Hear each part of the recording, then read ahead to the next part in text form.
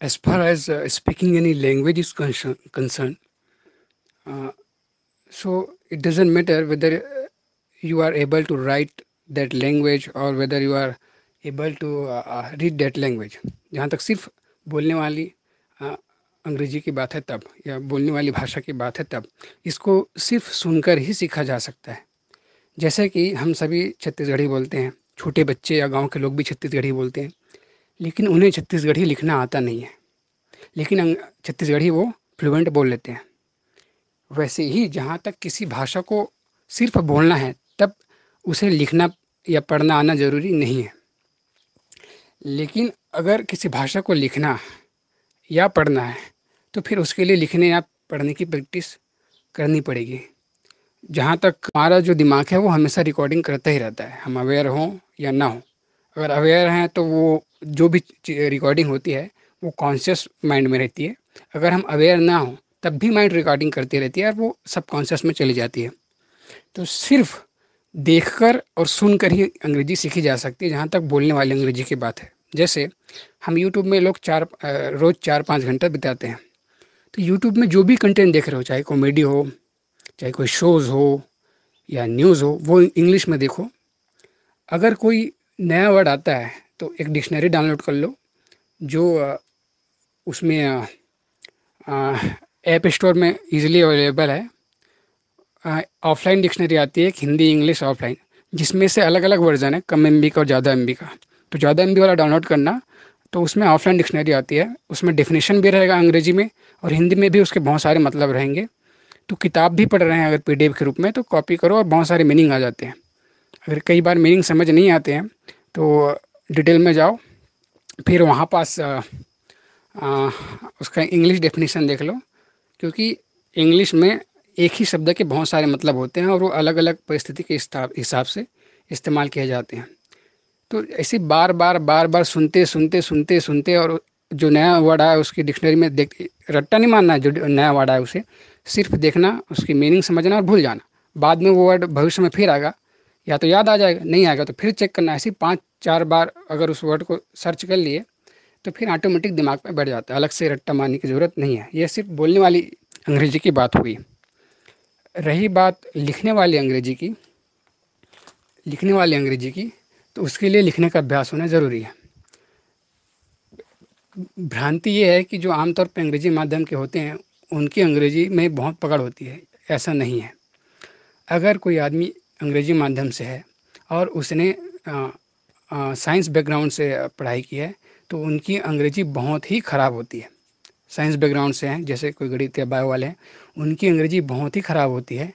अगर उन्हें एक्सपोज़र ना मिला, उनके पेरेंट्स अगर अंग्रेजी में बात नहीं करते हों या वो अपने से अंग्रेजी के नॉवेल या अंग्रेजी का अखबार नहीं पढ़ते हों, तो उनकी भी अंग्रेजी बहुत ख़राब रहती है, जो अंग्रेजी माध्यम से हैं और साइंस बैकग्राउंड से हैं। क्योंकि साइंस की जितनी भी किताबें हैं, चाहे फिजिक्स ले लो, केमिस्ट्री ले लो, मैथमेटिक्स, जो अंग्रेजी में लिखी जाती हैं वो बहुत ही सिंपल इंग्लिश में लिखी जाती हैं और उसमें डिक्शनरी रेफर करने की ज़रूरत पड़ेगी ही नहीं। अगर आपको किसी भी सब्जेक्ट, पर्टिकुलर सब्जेक्ट की ग्लोसरी, जो शब्दावली इस्तेमाल होती हैं, जैसे कि अनुक्रमणीय अभिक्रिया है, उसे इरिवर्सिबल रिएक्शन कहते हैं, ऐसे ऐसी ग्लोसरी अगर पता है तो आराम से ही हम पढ़ सकते हैं अ, अंग्रेजी मीडियम के साइंस की किताबों को। तो आमतौर पे साइंस बैकग्राउंड वाले अंग्रेजी माध्यम वाले की अंग्रेजी बहुत ख़राब रहती है। हाँ, जो आर्ट बैकग्राउंड से अंग्रेजी माध्यम वाले, उनकी अंग्रेजी बहुत स्ट्रांग रहती है, क्योंकि वो सारी चीज़ें पढ़ते हैं, Indian polity, geography, ancient, medieval, modern history, economy. तो ये ऐसे ऐसे उनका वोकेबुलरी बहुत ही वास्ट हो जाती है, उनकी भाषा पे बहुत पकड़ हो जाती है।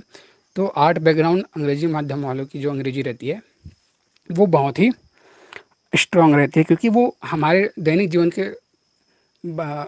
आम बोलचाल की भाषा में अंग्रेजी में इस्तेमाल कर सकते हैं। रही बात अंग्रेजी कैसे सुधारनी है, तो लिखने वाले अंग्रेजी के लिए सबसे बढ़िया उदाहरण है, एक तो अखबार हो गया, क्योंकि अखबार में अलग अलग शब्दावलियाँ, अलग अलग सब्जेक्ट की शब्दावलियाँ, ग्लोसरी इस्तेमाल होती हैं, तो नई नई भाषा सीखने मिलती हैं। या कोई भी किताब डाउनलोड कर लो अंग्रेजी की, और मैंने जो डिक्शनरी बताई है वो डाउनलोड कर लो। फिर अंग्रेजी में किताब पढ़ना चालू करो, नया वर्ड आया, कॉपी करो, ऑटोमेटिक बहुत सारे उसके मीनिंग आ जाएंगे। अगर मीनिंग हिंदी में आ रहे हैं और समझ आ रहा है तो ठीक है, नहीं समझ आ रहा है तो डिटेल में जाओ, डेफिनेशन वगैरह पढ़ो और फिर वापस आ जाओ।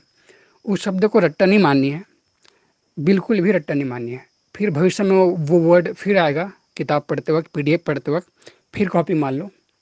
फिर कॉपी मारने के बाद फिर उसका मीनिंग चेक कर लो, फिर आगे बढ़ो, कॉपी मारो, आगे बढ़ो। ऐसी 5 बार 6 बार बार बार ये शब्द आएंगे भविष्य में तो ऑटोमेटिक दिमाग में बैठ जाएगा। तो अगर ऐसे ही करते गए, जो कुछ भी यूट्यूब में वीडियो देख रहे हो, जो कुछ भी पढ़ रहे हो, अखबार पढ़ रहे हो, कोई किताब पढ़ रहे हो और अंग्रेजी में पढ़ रहे हो और कॉपी करते जा रहे हो, नए नए वर्ड को चेक करते जा रहे हो उसका मीनिंग, ऐसे ही बार बार बार बार बार बार बार बार करते रहोगे तो माइंड में वो चीज़ें ऑटोमेटिक रिकॉर्ड हो जाती है। फिर पाओगे कि 3 से 4 महीने में ही आम बोलचाल की भाषा में गिनती की ही शब्द इस्तेमाल होते हैं। जहाँ तक बोलने वाली भाषा की बात है, कोई भी भाषा हो, जैसे कि हम हिंदी में मान लेते हैं बात करते हैं, तो सुबह से लेकर रात तक अगर हम हिंदी में बात करेंगे तो पाओगे कि हम बहुत ही कम शब्दों का इस्तेमाल करते हैं। गिनती के 100-150 वर्ड में ही हम अपनी बात रखते हैं हिंदी में, कोई भी भाषा हो, जहाँ तक बोलचाल वाली भाषा की बात है। वैसे ही जहाँ तक सिर्फ बोलने वाले अंग्रेजी की बात है, तो हम सुबह से लेके रात तक अगर कोई भी बात रखेंगे तो गिनती के ही इंग्लिश के शब्द इस्तेमाल होंगे। लेकिन जहाँ तक लिखने वाले अंग्रेजी की बात है, तो उस पर्टिकुलर सब्जेक्ट में कौन कौन सी उसकी ग्लोसरी क्या है, कौन कौन से शब्द इस्तेमाल होते हैं, जानना ज़रूरी है। अगर इंडियन पॉलिटी पे ही कोई आर्टिकल तुम्हें लिखना है तो उसके लिए उसकी जो शब्दावलियाँ इस्तेमाल होती हैं वो जानना ज़रूरी है। तो इसके लिए कैसे पता चलेगा? पॉलिटी की कोई भी अंग्रेजी की किताब लो, पढ़ो, नया वर्ड आए फिर वही वही प्रक्रिया करो, नया वर्ड आए मीनिंग ढूंढो, फिर आगे बढ़ो। बार बार इस्तेमाल होने से कौन से सब्जेक्ट में कौन सी शब्दावलियाँ इस्तेमाल होती हैं तो इंडियन पॉलिटी पे पूरा अपना कंट्रोल हो जाएगा। वैसे हिस्ट्री की बुक अंग्रेजी में पढ़ोगे तो ऐसे करते करते करते करते उसमें कौन सी शब्दावलियाँ इस्तेमाल होती हैं उसमें पकड़ हो जाएगा। वैसे ही इकोनॉमी में कौन सी होती है, ज्योग्राफी में कौन सी होती है, ऐसे ऐसे ज्योग्राफी में पकड़ करने के लिए ज्योग्राफी की अंग्रेजी की किताब पढ़नी पड़ेगी। फिर कॉपी करो, नया वर्ड आए फिर भूल जाओ उस मीनिंग को। 5-6 बार वो शब्द इस्तेमाल होंगे तो ऑटोमेटिक दिमाग में बैठ जाएगा। अपनी तरफ से रट्टा मारने की कोशिश नहीं करनी है। ऐसे सारे विषयों पे जहाँ तक सिर्फ बोलने वाली अंग्रेजी की बात है तो फिर बहुत ज़्यादा शब्दों की आवश्यकता नहीं है। लेकिन सिर्फ जहाँ तक लिखने वाली अंग्रेजी है तो जिस सब्जेक्ट में तुम लिख रहे हो उसकी ग्लोसरी शब्दावली आना ज़रूरी है। तो किसी भाषा को लिखना बहुत कठिन बात है, बोलना आसान बात है। क्योंकि बोलने में बहुत ज़्यादा बोलने का अर्थ ये है कि आम बोलचाल की भाषा, हाँ। लेकिन अगर मुझे राजनीति पे बोलना है तो पॉलिटिक्स में जो अंग्रेजी की शब्दावली इस्तेमाल होती है वो आना ज़रूरी है। अगर मुझे इकोनॉमिक्स में अंग्रेजी में बोलना है तो इकोनॉमिक्स में अंग्रेजी की शब्दावली आना ज़रूरी है। वैसे ही हिस्ट्री में कौन सी शब्दावली इस्तेमाल होती है तो वो अंग्रेजी बोलने का दूसरा रूप हो गया, क्योंकि हम एक पर्टिकुलर सब्जेक्ट के बारे में बोलेंगे। लेकिन जैसे कि मैं नहाया गया, खाया, मुझे ये पसंद है, ये नहीं पसंद है, इसको पीट दिया, वहाँ से मैं आया, मुझे इतने दिन तक ये काम ख़त्म करना है, ये सब चीज़ों के लिए बहुत ज़्यादा शब्दों की ज़रूरत नहीं पड़ती है। आम बोलचाल की अंग्रेजी हो गई। और जहाँ किसी पर्टिकुलर सब्जेक्ट पे अंग्रेजी बोलना है तो उसकी भाषा शब्दावली आना ज़रूरी है। ऐसे ही करते करते करते करते, देखते देखते, सुनते सुनते, वीडियो देखते देखते कुछ ही महीनों में, 7 से 8 महीनों में लगभग लगभग आ, पूरी अंग्रेजी जो भी बोली जा रही है वो समझ आना चालू हो जाएगा पूरी तरीके से। इक्के दुक्के शब्द आएंगे जो बिल्कुल नए होंगे, लेकिन वो नए शब्द का मीनिंग भी किस सब्जेक्ट के बारे में बात की जा रही है, किस कॉन्टेक्स्ट में बात की जा रही है, उसको सुनकर गेस किया जा सकता है कि इस वर्ड का ये मीनिंग होगा। रही बात, ये तो इंडियन एक्सेंट हो गया। रही बात जो फॉरेन नेटिव स्पीकर हैं, जो मूल निवासी हैं, वो अगर अंग्रेजी बोलते हैं तो उनकी अंग्रेजी बहुत ही कठिन होती है। मतलब बोलने वाली अंग्रेजी समझना मुश्किल है। क्योंकि मान लेते हैं कि एक सेंटेंस में 10 वर्ड हैं तो वो 10 वर्ड को पूरा नहीं बोलेंगे।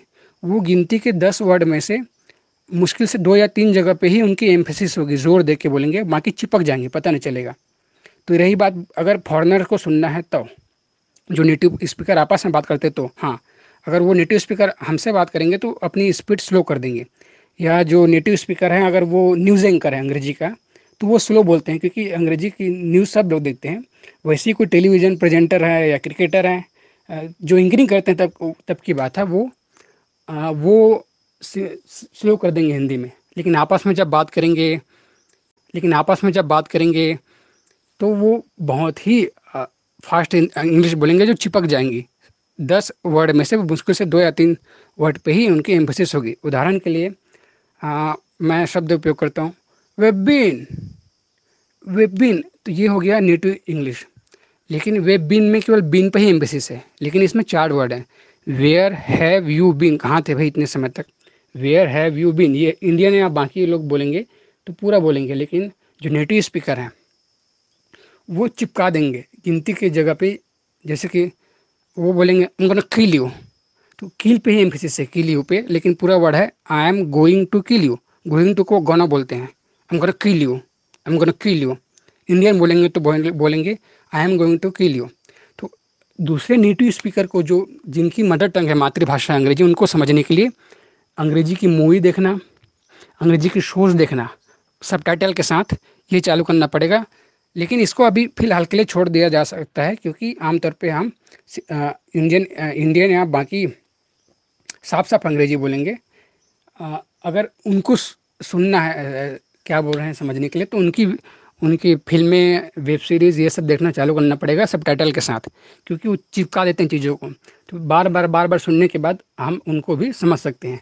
तो धीरे धीरे ये करते करते पाओगे कि साल 1.5 साल में ऑटोमेटिक समझना आ जाएगा, अंग्रेजी लिखना आ जाएगा।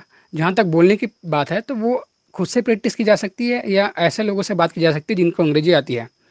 बोलने आने के लिए बोलने की प्रैक्टिस